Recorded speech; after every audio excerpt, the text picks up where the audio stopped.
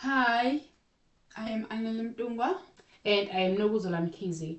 We've been reflecting on worldviews and how they shape not only who we are, but how we will teach. So, today we are going to have a conversation where we connect our personal experiences and to what we have learned. Our aim is to show how worldview can influence our professional identity as future teachers, and also can influence our classroom practices, and also the way that we interact with our learners. So we're going to start with basics. Let's start with basics. When I think about the worldview, I see it as a deep set of beliefs, assumptions, and the way we interpret the world.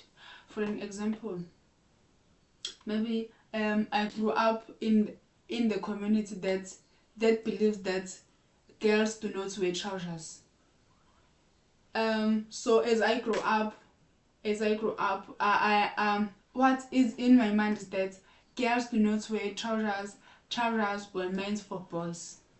So not until I I went out of my community, and then I saw that, oh, like girls, I found girls wearing trousers and so on. So I see that, oh, okay, that was the role of my community, not this. That was not the worldwide rule.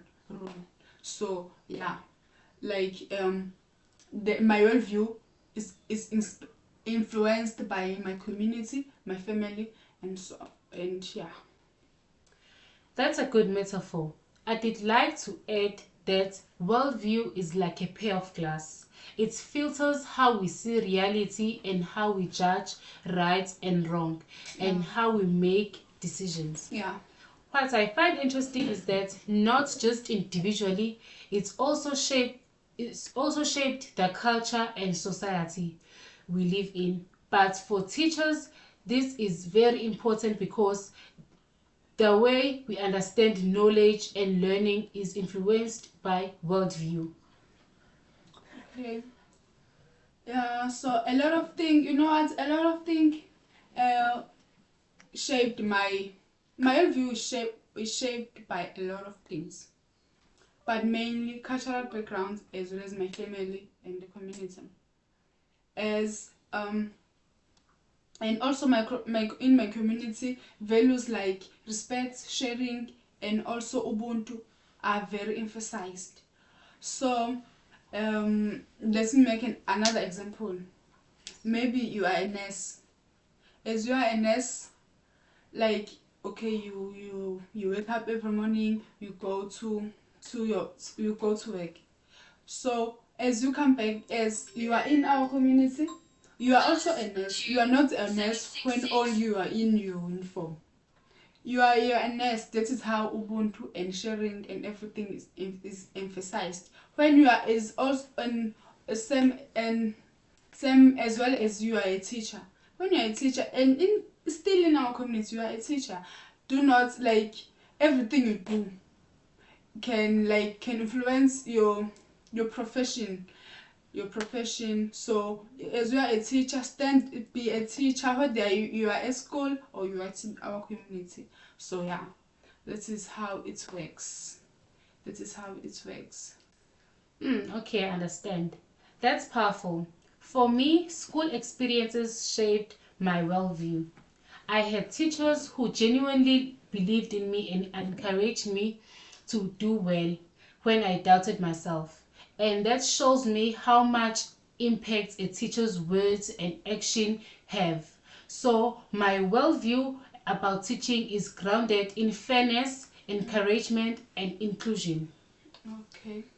Okay, I like that you mentioned both positive and negatives influences that can shape our worldviews. This because even challenges can shape our worldviews, like things that challenged you can make you see the world in a different way. So yeah. So before we started about the worldview theory, I honestly thought that teaching was mainly about delivering curriculum content.